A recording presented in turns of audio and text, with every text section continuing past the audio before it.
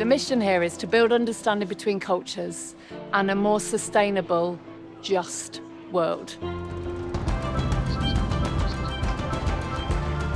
We've done so much. We've reopened, we've transformed the building, we've started the work. But that's not it. It's not done. That's just setting the foundations. It's being really clear what we can do next.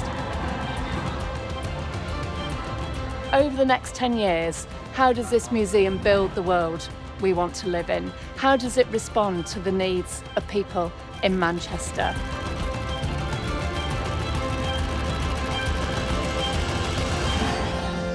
I didn't feel like I fitted in a museum. I didn't feel like I was anything interesting and engaging for a person like me.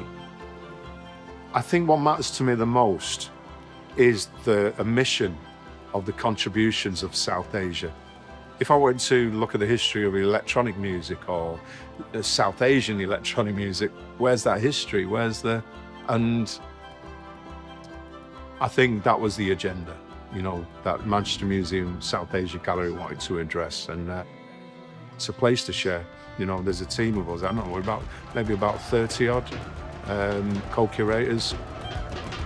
I'm a working class voice, South Asian, Muslim, Pakistani working class voice. And I want to just speak out in a good way to have a say in how I perceive institutions and heritage sites, and, you know, who should have a say in them as well, and who should be reflected in them as well, and who can learn from it. Who are the storytellers? Who writes the narrative? And I think that's the key. I want to contribute because I want to rewrite the narrative.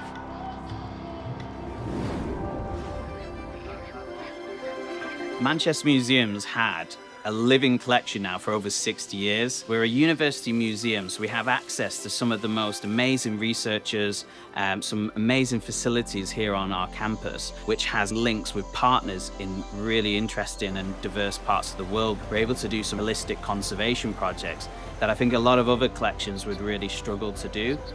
Amphibians are the most endangered group of vertebrates on the planet. We know that out of the 9,000 species that are found around the world, 41% of them are at risk of extinction.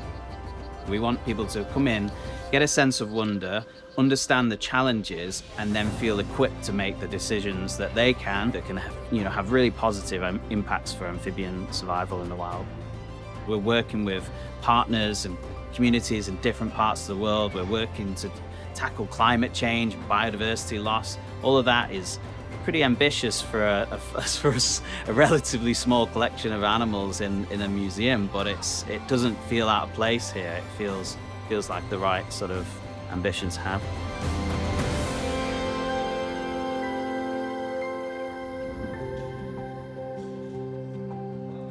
I believe in a sense of justice, and I believe museums are places that everybody should feel is a space for them. Museums should be accountable for the histories that they exist within. And there's a lot of pain within the collections. There's a lot of pain for even, me and my ancestry within the collections. And I think being in a space that's like actively wanting to hold space for that and to address that is really important, and opening that door for others too is really important to me.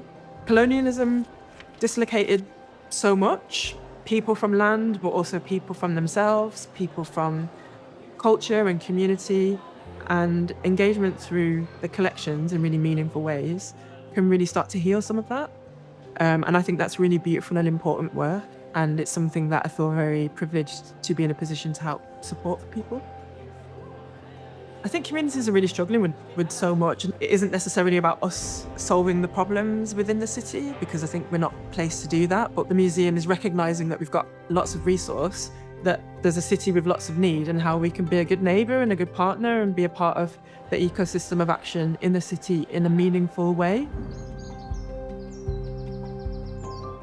We want to see the city greener, and we want a lot of people to take pride and ownership in it, getting people connected to the natural environment, getting them involved in nature, having it as part of their life for their physical and mental well-being. We use the co-working space in the museum on the top floor, and it's a place that we regularly use for meetings, both internal and external. We've made some great connections with other organisations who use the space, and it's had a bit of a ripple effect as well into how we've spread into sort of slightly different realms in the community. We've seen such a big focus on the natural world within the museum, and we've seen how that's expanded. Museums are there to sort of offer an insight into other cultures, into other places, into other people, but it needs to be done ethically, and I think they've sort of really understood that one thing, I guess, that does connect people and those learnings that we can get from other places is nature, and you can see how they're sort of bringing that into their space a lot more, which is, yeah, definitely a positive. Pink College is based on the top floor of the museum. And since I found out it was based at a museum, I thought this is the location I wanted to go to. The teachers and the kids don't like loud noises. Me and my friends are all right with it. We're the loud ones in the college. What makes a college really is like the students and the teachers kind of working together to make that comfortable environment, and it just works straight away. You just get that really creative vibe, and you just like want to do drawing or want to do a painting. It just clicks as soon as you come into college. Repatriation that we did with the Anandiliaqua was my first one that I've seen all the way through. The return work we do, we call relational return. And so we work on relationships and not just the transaction of the return, but something that goes beyond that. The daddy kwa kwa kwa, which means shell dolls, are traditional girls' toys that were made on Groot Island by the Anandiliaqua. We didn't expect to get them when they were given to us at the handover, but we were super excited. A part of their condition was that, one, they have personhood. So when we handle them, we must speak to them, but also they have to come out to play. And every year, the more they kind of get marks on them, or the more the paint starts to smear, that means we're doing our job. We're doing our job of care. Inviting young children in and saying, we need you, otherwise we can't do this work, in a really meaningful and purposeful way is fantastic. And if the purpose of museums is kind of upholding culture, this is just another example of that return can lead to amazing things. And it's not about loss, actually. It's about so much of what you gain in trying to answer those bigger questions of today. We've done some great work and we're ready. We've got exactly the right people in. Now let's get cracking. Let's really make a difference. We know we can.